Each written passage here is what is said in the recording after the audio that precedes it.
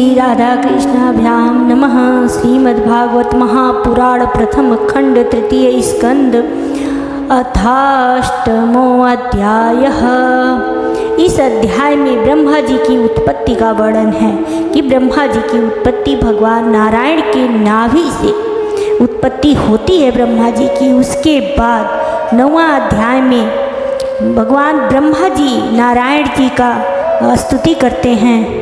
10 अध्याय में 10 प्रकार की सृष्टि का वर्णन करते हैं ब्रह्मा जी। ये विदुर जी पूछते हैं श्री मैत्रेय जी से। मैत्रेय जी इसका वर्णन करके विस्तार से बताते हैं। 11वां अध्याय में मनवंतरादि काल विभाग का वर्णन श्री मैत्रेय जी कहते हैं, पूरा विस्तार से बताते हैं इनके बारे में। 12वें अध्याय में सृष्टि का विस्तार। अथ त्रयोदशो अध्यायः। 12 अवतार की कथा। श्री सुखदेव जी ने कहा, राजन, मुनिवर मैत्रेय जी के मुख से यह परम पुण्यमयी कथा सुनकर श्री विदुर जी ने फिर पूछा, क्योंकि भगवान की लीला कथा में इनका अत्यंत अनुराग हो गया था। विदुर जी ने कहा, मुने, स्वयंभू ब्रह्मा जी प्रिय पुत्र महाराज स्वयंभू मनु ने अपनी प्रिय पत्नी सतरूपा को पाकर फिर क्या किया?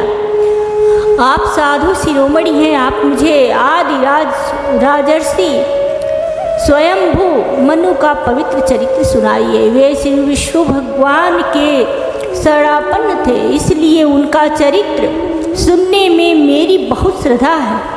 जिनके हृदय में श्री मुकुंद के चरणारविंद विराजमान है, उन भक्त जनों के गुणों को श्रवण करना ही मनुष्य के बहुत दिनों तक किए हुए शास्त्राभ्यास के श्रम का मुख्य फल है, ऐसा विद्वानों का श्रेष्ठ मत है। श्री सुखदेव जी कहते हैं, राजन, विदुर जी सहस्त्र शीर्षा भगवान श्री हरि के चरणाश्रित भक्त थे। उन्होंने जब विनय पूर्वक भगवान की कथा के लिए प्रेरणा की, तब मुनिवर मैत्रेय का रोम रोम खिल उठा। उन्होंने कहा, श्री मैत्रेय जी बोले, जब अपनी भार्या सतरूपा के साथ स्वयंभू मनु का जन्म हुआ, तब उन्होंने बड़ी नम्रता से हाथ जोड़कर श्री ब्रह्मा जी से कहा, भगवान, एकमात्र आप ही समस्त जीवों के जन्मदाता और जीविका प्रदान करने वाले पिता हैं, तथापि हम आपकी संतान ऐसा कौन सा कर्म करें जिससे आपकी सेवा बन सके? पूज्य बाद हम आपको नमस्कार करते हैं। आप हमसे हो सकने योग्य किसी ऐसे कार्य के लिए हमें आज्ञा दीजिए जिससे इस लोक से हमारी सर्वत्र कीर्ति हो और परलोक में सद्गति प्राप्त हो सके। श्री ब्रह्मा जी ने कहा, तात पृथ्वी पते, तुम दोनों का कल्याण हो। मैं तुमसे बहुत प्रसन्न हूँ, क्योंकि तुमने निष्कपट भाव से मुझे आज्ञा दीजिए यूँ कहकर मुझे आत्मसमर्पण किया है। वीर पुत्रों को अपने पिता की इसी रूप में पूजा करनी चाहिए। उन्हें उचित है कि दूसरे के प्रति ईर्ष्या का भाव न रखकर जहाँ तक बने उनकी आज्ञा का आदर पूर्वक सावधानी से पालन करें। तुम अपनी इस भार्या से अपने ही समान गुणवती संतति उत्पन्न करके धर्म पूर्वक पृथ्वी का पालन करो और यज्ञों द्वारा श्री हरि का आराधना करो। राजन, प्रजा पालन से मेरी बड़ी सेवा होगी और तुम्हें प्रजा का पालन करते देखकर भगवान श्री हरि भी तुमसे प्रसन्न होंगे। जिन पर यज्ञ मूर्ति जनार्दन भगवान प्रसन्न नहीं होते, उनका सारा श्रम व्यर्थ होता है, क्योंकि वे तो एक प्रकार से अपनी आत्मा का ही अनादर करते हैं।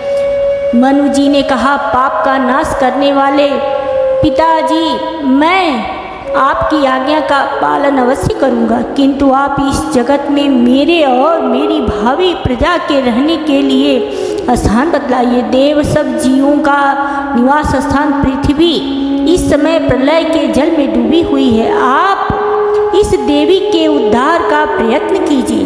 श्री मैत्रेय जी ने कहा, पृथ्वी को इस प्रकार अथाह जल में डूबी देखकर ब्रह्मा जी बहुत देर तक मन में यह सोचते रहे कि इसे कैसे निकालूं। जिस समय मैं लोक रचना में लगा हुआ था, उस समय पृथ्वी जल में डूब जाने से रसातल को चली गई। हम लोग सृष्टि कार्य में नियुक्त हैं, अतः इसके लिए हमें क्या करना चाहिए? अब तो जिनके संकल्प मात्र से मेरा जन्म हुआ है वे ही सर्वशक्तिमान श्री हरि ही मेरा यह काम पूरा करे।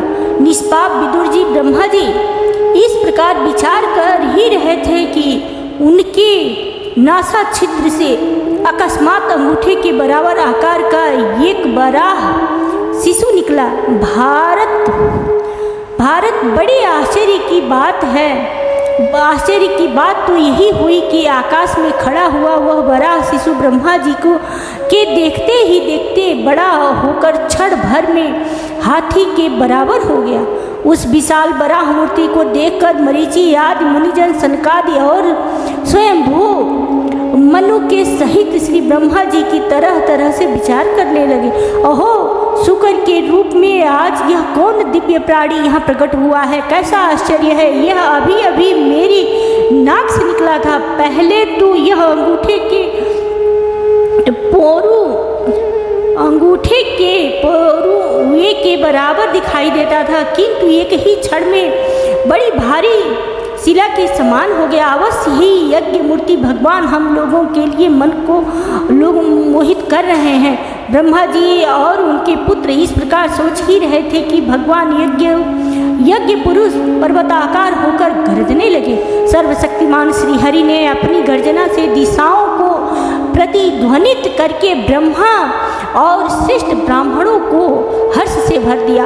अपना खेद दूर करने वाली मायामय वराह भगवान की घुरघुराहट को सुनकर वे जनलोक, तपलोक और सत्यलोक निवासी मुनिगण तीनों वेदों के परम पवित्र मंत्रों से उनकी स्तुति करने लगे। भगवान के स्वरूप का वेदों में विस्तार से वर्णन किया गया है, अतः उन मुनीश्वरों ने जो स्तुति की उसे वेद रूप मानकर भगवान बड़े प्रसन्न हुए और एक बार फिर गरज कर देवताओं के हित के लिए गजराज की सी लीला करते हुए जल में घुस गए। पहले वे शुकर रूप भगवान पूंछ उठाकर बड़े वेग से आकाश में उछले और अपनी गर्दन के बालों को फटकार कर खुरों के आघात से बादलों को चितराने लगे। उनका शरीर बड़ा कठोर था, त्वचा पर कड़े कड़े बाल थे, दाढ़ें सफ़ेद थी और नेत्रों से तेज निकल रहा था। उस समय उनकी बड़ी शोभा हो रही थी। भगवान स्वयं यज्ञ पुरुष हैं, तथापि शुकर रूप धारण करने के कारण अपनी नाक से सूंघ सूंघ कर पृथ्वी का पता लगा रहे थे। उनकी दाढ़ें बड़ी कठोर थी। इस प्रकार यद्यपि वे बड़े क्रूर जान पड़ते थे, तथापि अपनी स्तुति करने वाले मरीचि आदि मुनियों की ओर बड़ी सौम्य दृष्टि से निहारते हुए उन्होंने जल में प्रवेश किया। जिस समय उनका व्रजमय पर्वत के समान कठोर कलेवर जल में गिरा, तब उसके वेग से मानो समुद्र का पेट फट गया और उसमें बादलों की गड़गड़ाहट के समान बड़ा भीषण शब्द हुआ। उस समय ऐसा जान पड़ता था मानो अपनी उताल तरंग भुजाओं को उठाकर वह बड़े आर्त स्वर में, हे यज्ञेश्वर मेरी रक्षा करो, इस प्रकार पुकार रहा है। तब भगवान यज्ञमूर्ति अपने बाण के समान पैरे खुरों से जल को चीरते हुए उस अपार जल राशि के ऊपर उस पार पहुँचे। वहाँ रसातल में उन्होंने समस्त जीवों को आश्रयभूता पृथ्वी को देखा, जिसे कल्पांत में शयन करने के लिए उद्यत श्री हरि ने स्वयं अपने ही उदर में लीन कर लिया था। फिर वे जल में डूबी हुई पृथ्वी को अपनी दाढ़ी पर लेकर रसातल से ऊपर आए। उस समय उनकी बड़ी शोभा हो रही थी। जल से बाहर आते समय उनके मार्ग में विघ्न डालने के लिए महापराक्रमी हिरण्याक्ष ने जल के भीतर ही उन पर गदा से आक्रमण किया। इससे उनका क्रोध चक्र के समान तिष्ठ हो गया और उन्होंने उसे लीला से ही इस प्रकार मार डाला जैसे सिंह हाथी को मार डालता है। उस समय उसके रक्त से थुथनी तथा कनपट्टी सन जाने के कारण वे ऐसा जान पड़ते थे मानो कोई गजराज लाल मिट्टी के टीले में टक्कर मार कर आया हो। तात, जैसे गजराज अपने दांतों पर कमल पुष्प धारण कर ले, उसी प्रकार अपने सफेद दांतों की नोक पर पृथ्वी को धारण कर जल से बाहर निकले हुए कमाल के समान नील वर्ण वराह भगवान को देखकर ब्रह्मा मरीचि आदि को निश्चय हो गया कि ये भगवान ही हैं। तब वे हाथ जोड़कर वेद वाक्यों से उनकी स्तुति करने लगे। ऋषियों ने कहा, भगवान अजित आपकी जय हो यज्ञ पते, आप अपने वेद त्रयी रूप विग्रह को फटकार रहे हैं, आपको नमस्कार है। आपके रोम कूपों में संपूर्ण यज्ञ लीन है। आपने पृथ्वी का उद्धार करने के लिए ही यह सुकर रूप धारण किया है, आपको नमस्कार है। देव दुराचारियों को आपके इस शरीर का दर्शन होना अत्यंत कठिन है, क्योंकि यह यज्ञ रूप इसकी त्वचा में गायत्री आदि छंद, रोमावली में कुछ, नेत्रों में धृत तथा चारों चरणों में होता अर्धवायु, उद्गाता और ब्रह्मा, इन चारों ऋषि तत्वों के कर्म हैं।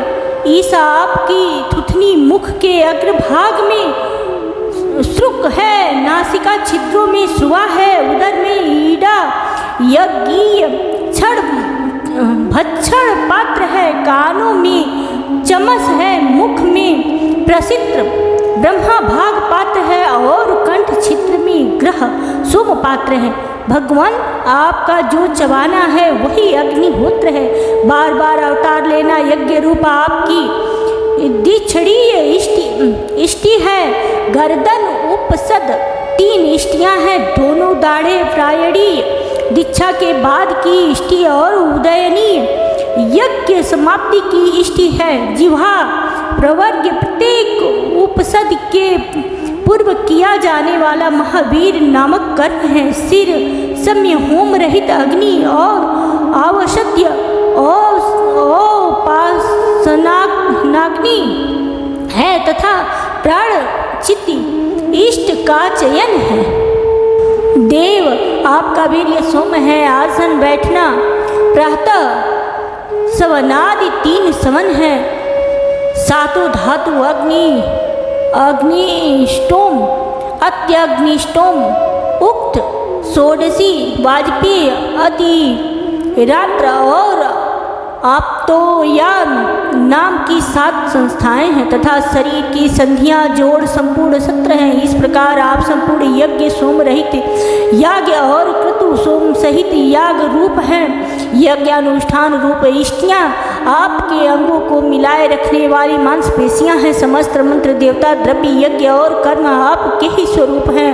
आपको नमस्कार है। वैराग्य भक्ति और मन की एकाग्रता से जिस ज्ञान का अनुभव होता है वह आपका स्वरूप ही है तथा आप ही सबके विद्या गुरु हैं। आपको पुनः पुनः प्रणाम है। पृथ्वी को धारण करने वाले भगवान, आपकी दाढ़ों की नोक पर रखी हुई यह पर्वतादि मंडित पृथ्वी ऐसी सुशोभित हो रही है जैसे वन में से निकालकर बाहर आए हुए किसी गजराज के दांतों पर पत्र युक्त कमलनी रखी हो। आपके दांतों पर रखे हुए भूमंडल के सहित आपका यह वेदमय वराह विग्रह ऐसा सुशोभित हो रहा है जैसे शिखरों पर छाई हुई मेघमाला से कुल पर्वत की शोभा होती है। नाथ, चराचर जीवों के सुखपूर्वक रहने के लिए आप अपनी पत्नी इन जगन माता पृथ्वी को जल पर स्थापित कीजिए। आप जगत के पिता हैं और अरणिम में अग्नि स्थापना के समान आपने इसमें धारण शक्ति रूप अपना तेज स्थापित किया है। हम आपको और इस पृथ्वी माता को प्रणाम करते हैं। प्रभु रसातल में डूबी हुई इस पृथ्वी को निकालने का साहस आपके सिवा और कौन कर सकता था, किंतु आप तो संपूर्ण आश्चर्यों के आश्रय हैं। आपके लिए यह कोई आश्चर्य की बात नहीं है। आपने ही तो अपनी माया से इस अत्याश्चर्यमय विश्व की रचना की है। जब आप अपने वेदमय विग्रह को हिलाते हैं तब हमारे ऊपर आपकी गर्दन के बालों से झड़ती हुई शीतल जल की बूंदें गिरती हैं, इस उनसे भीग कर हम जनलोक, तपलोक और सत्य लोक में रहने वाले मुनि जन सर्वथा पवित्र हो जाते हैं। जो पुरुष आपके कर्मों का पार पाना चाहता है, अवश्य ही उसकी बुद्धि नष्ट हो गई है, क्योंकि आपके कर्मों का कोई पार नहीं है। आपकी ही योग माया के सत्वादि गुणों से यह सारा जगत मोहित हो रहा है। भगवान, आप इसका कल्याण कीजिए। श्री मैत्रेय जी कहते हैं, विदुर जी, उन ब्रह्मवादी मुनियों के इस प्रकार स्तुति करने पर सबकी रक्षा करने वाले वराह भगवान ने अपने खुरों से जल को स्तभित कर उस पर पृथ्वी को स्थापित कर दिया। इस प्रकार रसातल से लीला पूर्वक लाई हुई पृथ्वी को जल पर रखकर वे विश्वक्सेन प्रजापति भगवान श्री हरि अंतर ध्यान हो गए। विदुर जी, भगवान के लीलामय चरित्र अत्यंत कीर्तनीय है और उनमें लगी हुई बुद्धि सब प्रकार के पाप तापों को दूर कर देती है। जो पुरुष उनकी इस मंगलमयी मंजुल कथा को भक्ति भाव से सुनता या सुनाता है, उसके प्रति भक्त वत्सल भगवान अनंत स्थल से बहुत शीघ्र प्रसन्न हो जाते हैं। भगवान तो सभी कामनाओं को पूर्ण करने में समर्थ हैं। उनके प्रसन्न होने पर संसार में क्या दुर्लभ है, किंतु उन तुच्छ कामनाओं की आवश्यकता ही क्या है। जो लोग उनका अनन्य भाव से भजन करते हैं, उन्हें तो वे अंतर्यामी परमात्मा स्वयं अपना परम पद ही दे देते हैं। अरे, संसार में पशुओं को छोड़कर अपने पुरुषार्थ का सार जानने वाला ऐसा कौन पुरुष होगा जो आवागमन से छुड़ा देने वाली भगवान की प्राचीन कथाओं में से किसी भी अमृतमयी कथा का अपने कर्णपूटों से एक बार पान करके फिर उनकी ओर से मन हटा लेगा। इति श्रीमद्भागवते महापुराणे परमहंस्यायां संहितायां तृतीय स्कंदे वराह प्रादुर्भाव